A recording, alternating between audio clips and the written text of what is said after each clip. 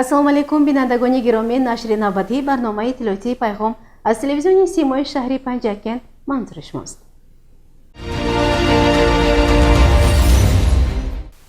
иқдоми намунавии шаҳрвандӣ наздик ба 1300 метр роҳ дар деҳаи дашти қозӣ мунфарш карда шуд. мутаваҷҷеҳ бошед ба идомаи ин мавзӯъ. дар доираи ҳамкории ҷомеаи шаҳрвандӣ ва бахши хусусӣ дар деҳаи дашти қозӣ ҷамоати деҳотии ёрии шаҳри Панҷакент наздик ба 1300 метр роҳ мунфарш карда шуд. ин иқдом бо ташаббуси мустақими сокинони маҳаллӣ амалӣ гардида иҷрои корҳоро ширкати сохтмонии асл ба ӯҳда гирифт. маросими оғози корҳои мунфаршкуниро раиси шаҳри Панҷакент муҳтарам Абдухолиқ Холиқзода расман оғоз бахшид. дар чорабинӣ ҳамчунин собиқадорон, фаъолони деҳа ва сокинони маҳаллӣ иштирок намуданд. ҳангоми суҳбат бо сокинон роҳбари шаҳр иқдоми сокинонро намунаи аълои ҳисси баланди ватандӯстӣ ва масъулияти шаҳрвандӣ арзёбӣ карда таъкид дошт, ки саҳми аҳолӣ дар рушду ободонии маҳаллӣ зист қобили таҳсин аст. сокинон изҳор доштанд, ки мунфарш гардидани роҳ ҳоло шароити зиндагӣ ва ҳаракат дар деҳаро ба таври чашмгир беҳтар намудааст. ман раиси маҳаллаи деҳаи дашти қозӣ ҷамоати деҳоти ёрӣ Исмоилов Қамариддин. мо сокинони деҳаи дашти қозӣ бо дастури супоришҳои пешвои муаззами миллат, асосгузори сулҳу ваҳдати миллӣ муҳтарам Имомалӣ Раҳмон тасмим гирифтем, ки ҳамин роҳи байни деҳаро зиёда аз 1 километр мунфарш кунем. ҳамаи ҳамин бо дастгирии халқ, ҳашари умумӣ халқи маблағгузорӣ карда мана худо хоҳад сар кардем ҳозир мунфарш куня. дар оянда худо агар хоҳад марҳила ба марҳила тамоми кӯчаи деҳотро мо мунфарш мекунем. боз кӯшиш мекунем, ки дар оянда ба ободии деҳа саҳми худро гузошта корҳои дар пеш истода. мана 35 солаги истиқлолият ҳаст, бо ободии деҳа ба кӯшишу ғайрат мекунем. Маҳмуду Соҳибназар Гадобоевич, мо як гурӯҳ сокинони деҳаи дашти қозӣ бо роҳбарии раиси маҳалла Исмоилов Қамариддин тасмим гирифтем, ки бахшида ба 35-солагии истиқлолияти давлати ҷумҳурии Тоҷикистон зиёда аз 1 километр роҳи деҳаро мунфарш намоем ва бо ҳамин дар оянда мехоҳем боз барои ободии деҳа саҳми арзандаи худамонро гузорем. раиси шаҳр ва дигар масъулин аз ташаббус ва ғайрати шаҳрвандии сокинон изҳори қаноатмандӣ намуда, ин иқдомро ҳамчун намунаи ибрат барои дигар деҳот номиданд.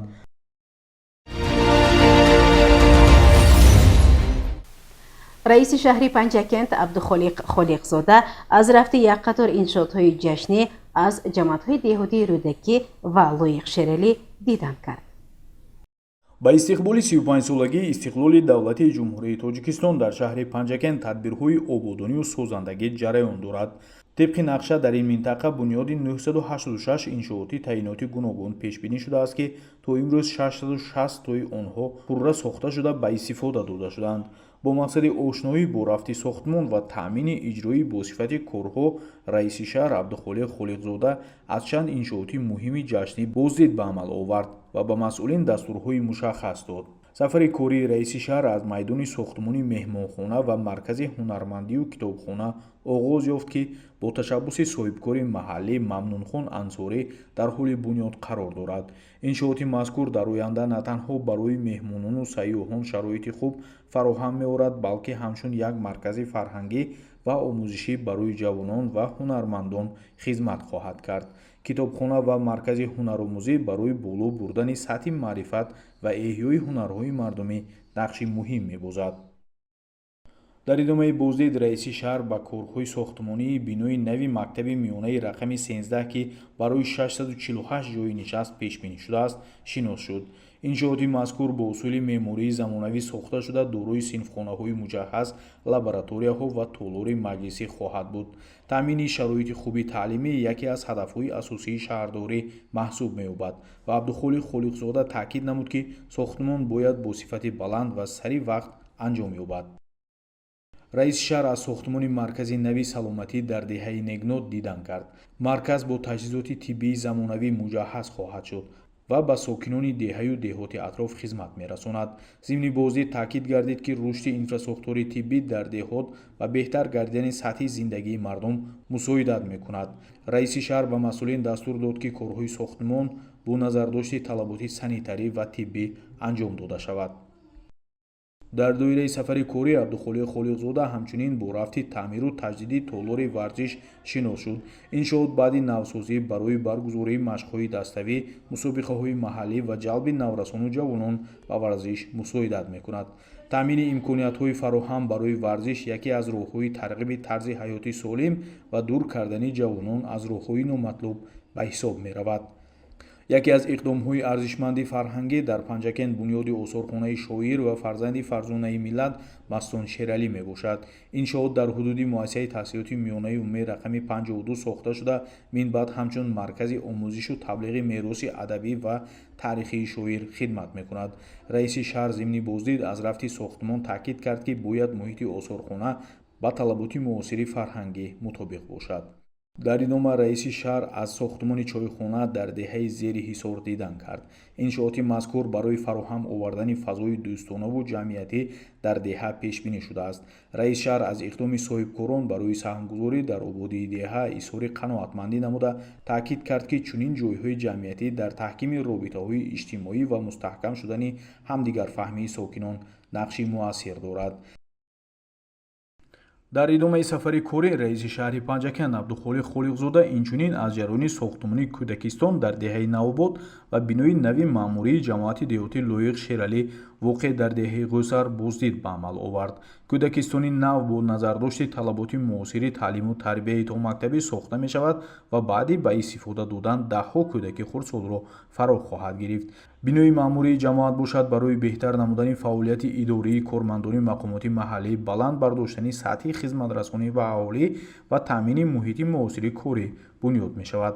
дар ҷараёни боздид ба масъулини ширкатҳои сохтмони Сусе ва Асл дастур дода шуд ки корҳои сохтмонро мутобиқ ба стандартҳои муосир анҷом дода, бо сифати баланд ва дар муҳлати муайяншуда ба истифода супоранд. раиси шаҳр Абдухолиқ Холиқзода дар ҳамаи мавридҳо масъулин ва пудратчиёнро вазифадор намуд ки бо истифода аз иқтидорҳои маҳаллӣ корҳоро баланд бардоранд ва иншоотро дар муҳлати муайяншуда омода созанд.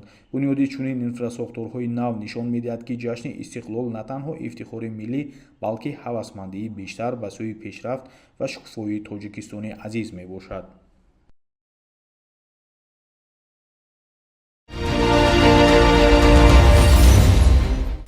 собиқадори ақибгоҳи ҷанги бузурги ватанӣ аз Панҷакент бо қадрдонии расмӣ ва кӯмаки молиявӣ сарфароз гардонида шуд. мутаваҷҷеҳ бошед ба гузориши ҳамкорони мо. дар остонаи таҷлили рӯзи ғалаба рамзи шуҷоат, матонат ва қаҳрамониҳои бемисли мардуми шарифи Тоҷикистону ҷаҳониён дар солҳои ҷанги бузурги ватанӣ дар шаҳри Панҷакент як рӯйдоди пурарзишу хотирмон сурат гирифт.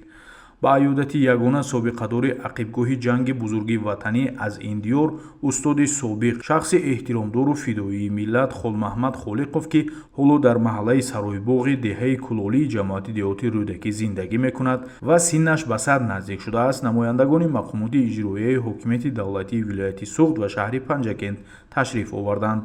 намояндаи мақомоти вилоят, директори корхонаи воиди давлатии хоҷагии манзилию коммуналӣ дар вилоят Баҳриддин Хоҷа Низомӣ ва раиси шаҳри Панҷакент Абдухолиқ Холиқзода ин марди нурониро бо ҷашни муқаддаси ғалаба табрик гуфтанд.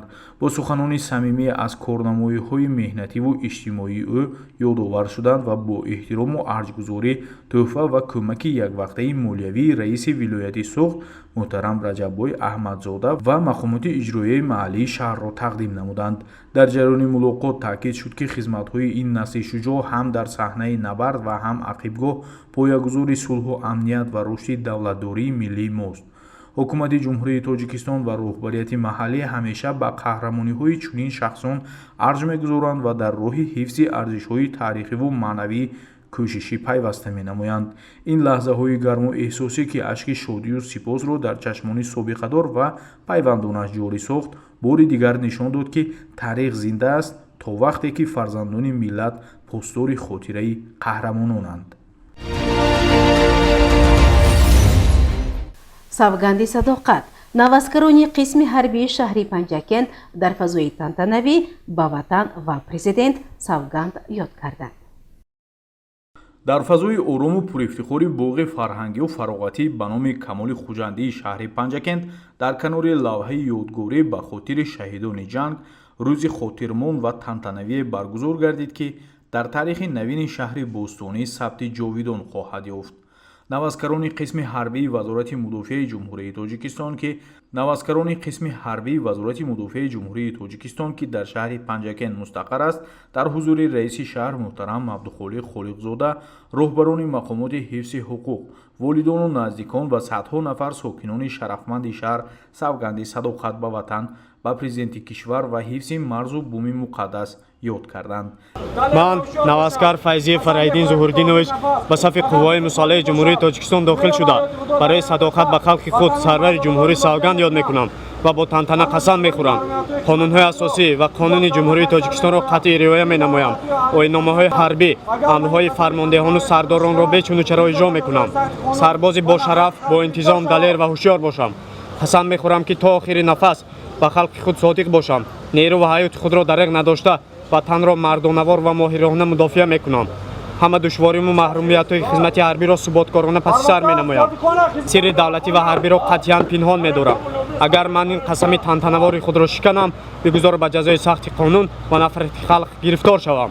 ин маросими тантанавӣ бо садо додани суруди миллии Тоҷикистон оғоз ёфта, бо суханони гарми табрикотии роҳбарияти шаҳр ва афсарони баландпояи низомӣ идома ёфт. таъкид шуд, ки хидмат ба ватан шараф аст ва ин ҷавонони қаҳрамон бо амри дилу ихлоси пок сафи қувваҳои мусаллаҳи мамлакатро пурра карда вориди мактаби ҷавонмардӣ ва шуҷоат гардиданд.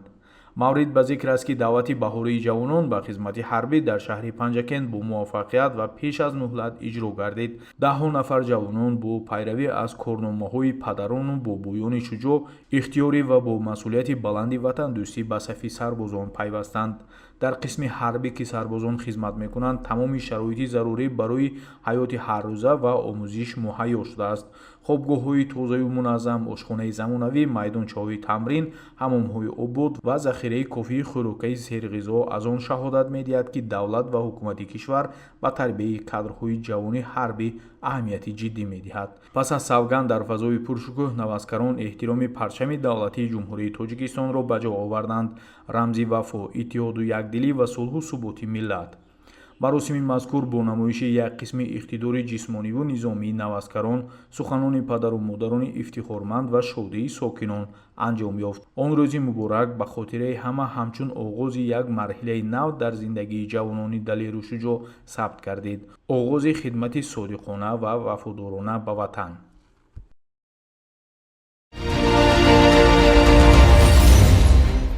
идомаи барномаи иттилоотии пайхом. раиси шаҳри Панҷакент Абдухолиқ Холиқзода ба ҷамоати деҳотии Косатарош сафари корӣ анҷом дод. мутаваҷҷеҳ бошед ба идомаи ин мавзӯъ. заминҳои кишти хоҷагиҳои деҳқонии ҷамоати деҳотии Косатарош, ки тавассути канали Фарметан обёрӣ мешаванд, барои парвариши картошка мувофиқ мебошад.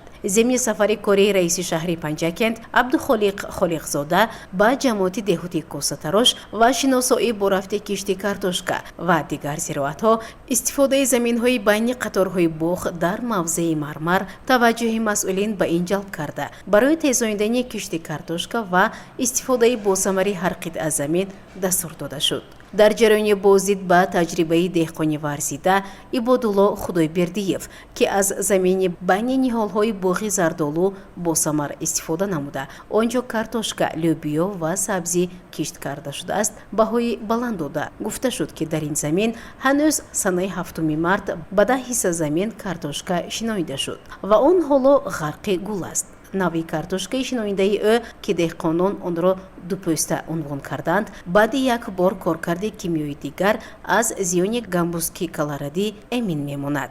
таҷрибаи бунёди боғи ниҳолҳои навъи интенсивии себ, ки дар хоҷагии деҳқонии Абдурасул роҳатҳои бозорова дар 1 гектар бо саҳмгузории шарикони рушд бунёд карда шудааст, низ шоиста арзёбӣ карда шуд. дар ин боғ 1300 бех ниҳол шиноида шудааст ва он дар соли дуюм ба ҳосил даромад. баъди бозид аз рафти омода намудани пойгоҳи обкашии хумгарон бедак ки тавассути он беш аз 100 гектар замин обёрӣ мешавад, масъулини идораи давлатии беҳдошти замин ва обёрӣ барои дар кӯтоҳтарин фурсат ба кор омода намудани он муваззаф карда шуданд. дар ин бозиди корӣ ҳамчунин раиси шаҳри Панҷакент Абдухолиқ Холиқзода бо сокинони деҳаи бедак ки барои ивази заминҳои назди ҳавлигӣ ба мавзеи дигар дар рӯзи қабули раиси шаҳри Панҷакент муроҷиат карда буданд, мулоқот намуда ба онҳо тартиби қонунии ҳалли ин масъала, истифодаи босамари заминҳои лалмӣ, имконияти дар оянда бо оби полезӣ таъмин намудани он матраҳ карда шуд.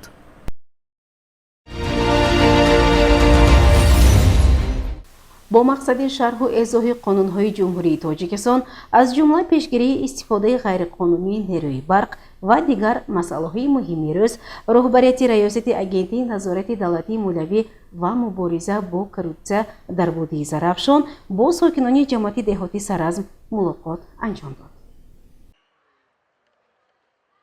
мулоқоти навбатии гурӯҳи таблиғотӣ бо сокинони ҷамоати деҳоти Саразм баргузор гардид. ин мулоқотро муовини раиси шаҳри Панҷакент Эркин Хушбахтзода ҳусни оғоз бахшид.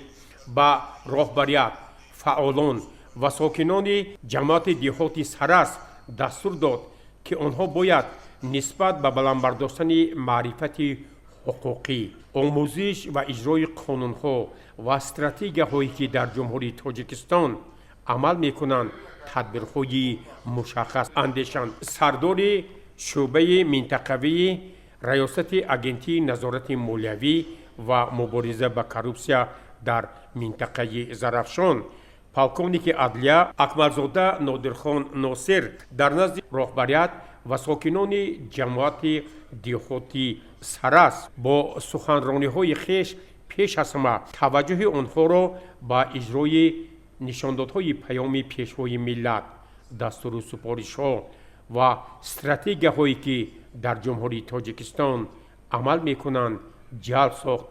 ӯ таъкид намуд ки пешвои миллат президенти ҷумҳурии Тоҷикистон чанди пеш бо фармон ва дигар дастурҳои ҳуқуқӣ масъулинро вазифадор карданд ки дар самти пешгирӣ аз истифодаи ғайриқонунии нерӯи барқ, сари вақт пардохт накардани маблағҳои истифодаи барқ ва дигар хизматрасониҳо бояд чораҳои зарурӣ аз ҷумла таҳияи парвандаҳои ҷиноятиро ҳам амалӣ созанд.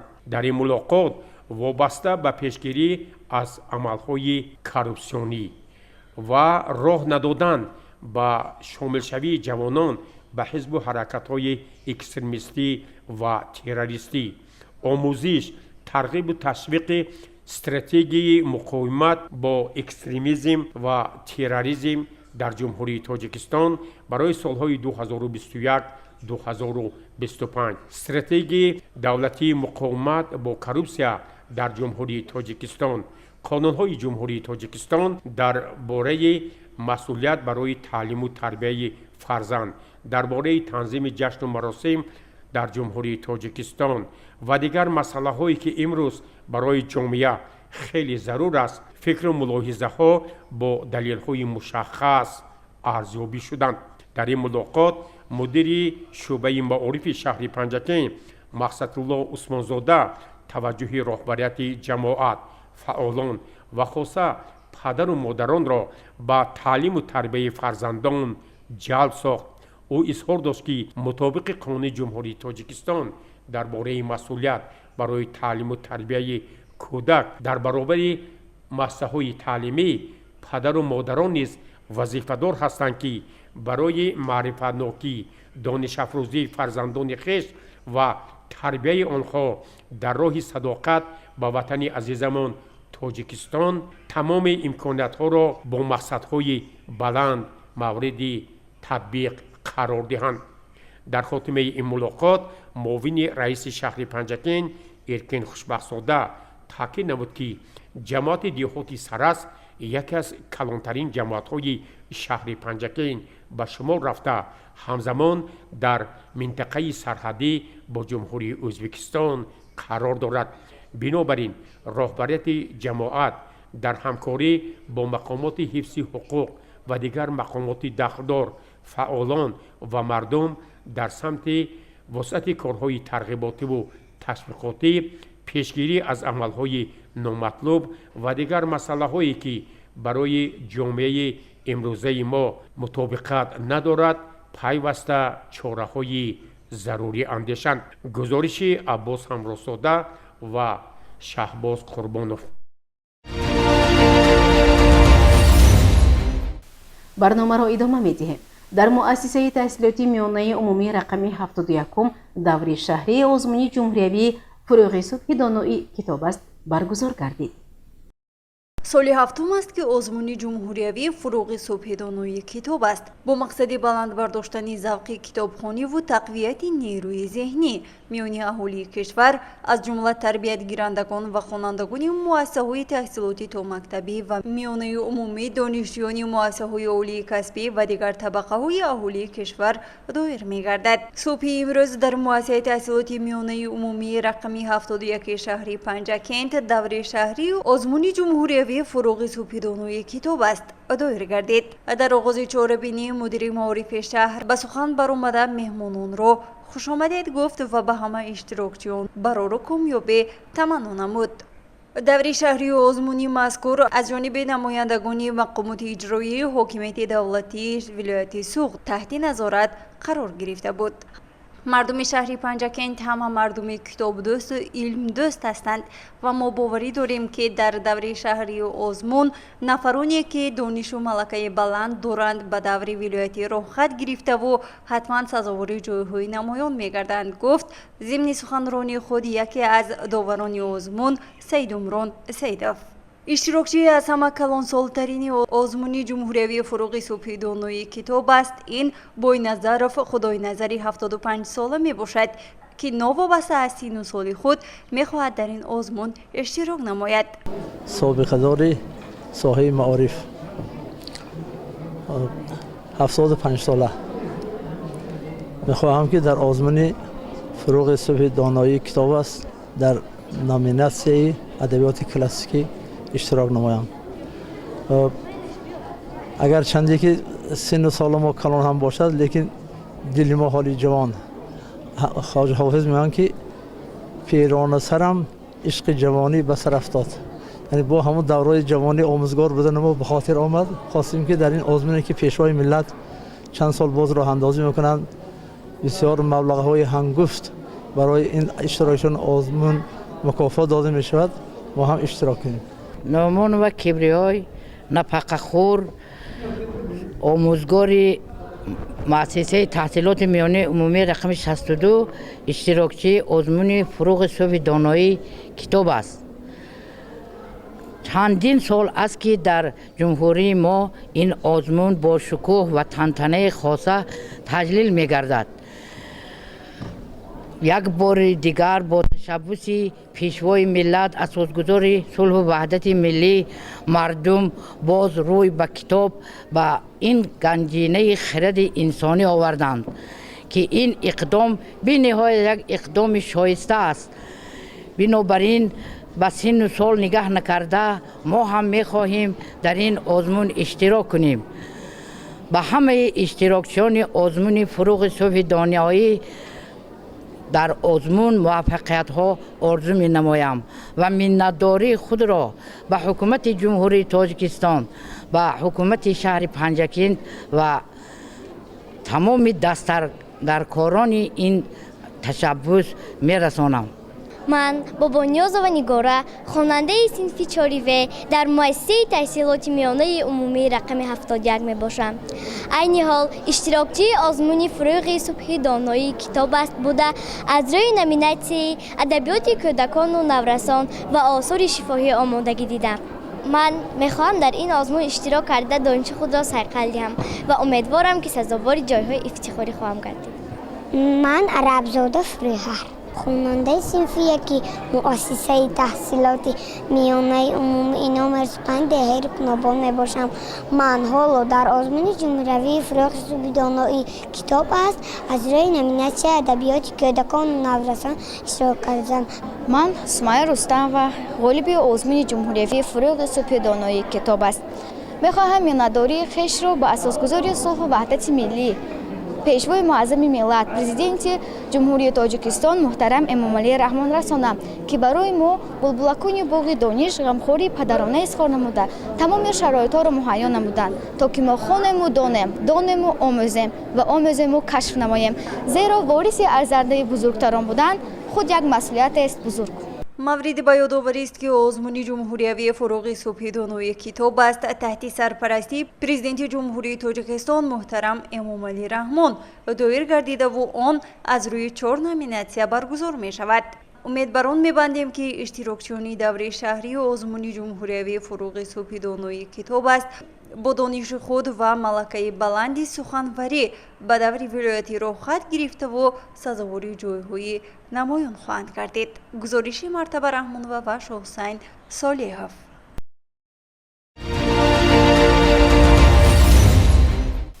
در طالور خوانش کتابخانه مرکزی شهر پنجکент بخشیده بر روز غلبه چاره‌بینی برگزار گردید. ادامه این موضوع در گزارش همکاران ما توجه نمایید. در طالور خوانش کتابخانه مرکزی شهر از طرف کتابخانه فیلیال بچگانه رقم 4 در همکاری با خوانندگان صنف دوم مؤسسه تحصیلات میانه عمومی رقم 1 تحت راهبری آموزگار بهران و محفل ادبی زیر عنوان قهرمانان نمیمیرند بخشیده بر روز غلبه برگزار گردید. در محفل خوانندگان فعال کتابخانه، کارمندان کتابخانه مرکزی، والدین خوانندگان اشتراک نمودند. خوانندگان با قرائت شعرهای تاثیربخش در موضوع وطن، صلح، عید جنگ بزرگ وطنی خاطر اشتراکچیان را بالیده گردانیده، اینچنین عید تاریخ این جنگ معلومات‌های مشخص پیشنهاد نمودند. دقت امروز 22 ایلول سال 1941 4 صبح گرمانی فاشیستی آتشکشانانه به خاک شوروی جنگ زده درآمد. جنگ بزرگ وطنی سر شد. این چه بی‌رحمی است، این چه بی‌دادی است، این چه اشکنی است، این چه پستی و غارتگری است. الها بشکند دستی کمانساز که از دستی کمانم بخواد مانم. اگر دشمن پیمان شکن شد بباید زیر دندان شکن شد. پسرهایم وطن زیر خطر شد، با ما گیتلر ناکس حمله ور شد. جوانانی قوابازو چون شیر به حفظ مملکت گیرید شمشیر. وقتی آن است ای کلام برنده تر گردی ز تیغ، وقتی آن است ای سخن غرنده تر گردی ز برق. تا به دشمن حمله آرم ریشه اش گردی ز به، تا رسی منحوس انچارا به شاخ و برگ. جنگ حادثه جمعیتی با راه زیری دوام دادن سیاست بوده. مضمون آن را مبارزه متشکلانه مسلحانه نه تشکیل می‌دهند. برابر شنیدن این واقعه ویرانی و دهشت، قربانی و ولنگاری شهر و دهات پیش نظر می‌آیند. همزمان خوانندگان فعال کتابخانه مرکزی ولادیمیر گورو و آموزگار بهران و حاضرین را با این جشن تبریک نمودند. مقصد از برگزاری این محفل در دل خوانندگان بیدار نمودن حس وطن دوستی و آموختن درس خویشتن شناسی از پدر و بابایان خویش می باشد. در آخر چاره‌بینی را سردار کتابخانه فیلیال بچگانه رقم 4 با کتایه و جنبست نموده به اشتراکچیان منتداری خویش را بیان نمود. گزارش شادانه همراه و خیام جرایف.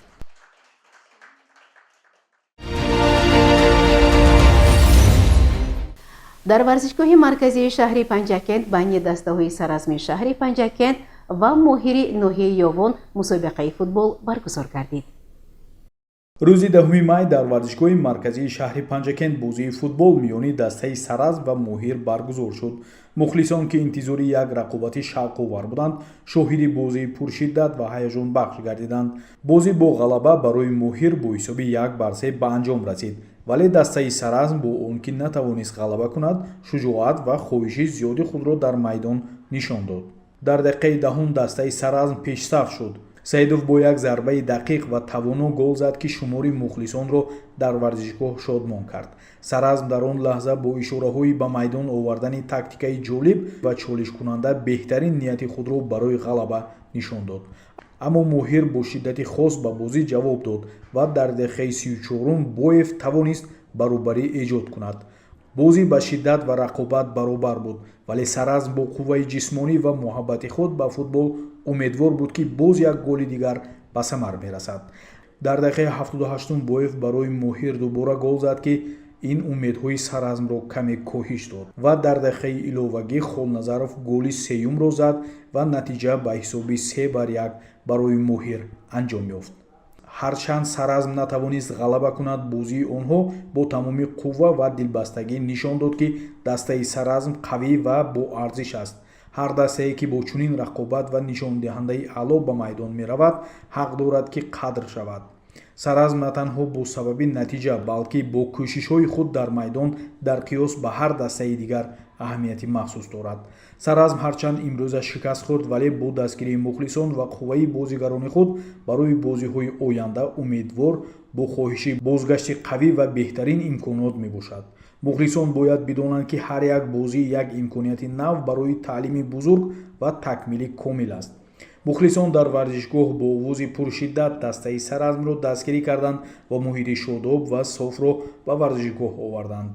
мутаассифона ки натиҷа ба фоидаи Моҳир буд, танҳо як лаҳзаи дигар барои Саразм барои таълим ва бо оғоз кардани роҳ барои оянда мебошад. бозиҳои оянда ба Саразм ва мухлисонаш имконияти навро барои ёдоварӣ ва ғалабаи эҳтимолӣ пешниҳод мекунад. мухлисонро даъват мекунем ки дар бозиҳои оянда ширкат кунанд ва ҳанӯз як маротиба ҳамроҳ бо дастаи Саразм табрикоти бештар ва пайғомҳои хушбахтро ба даст оранд.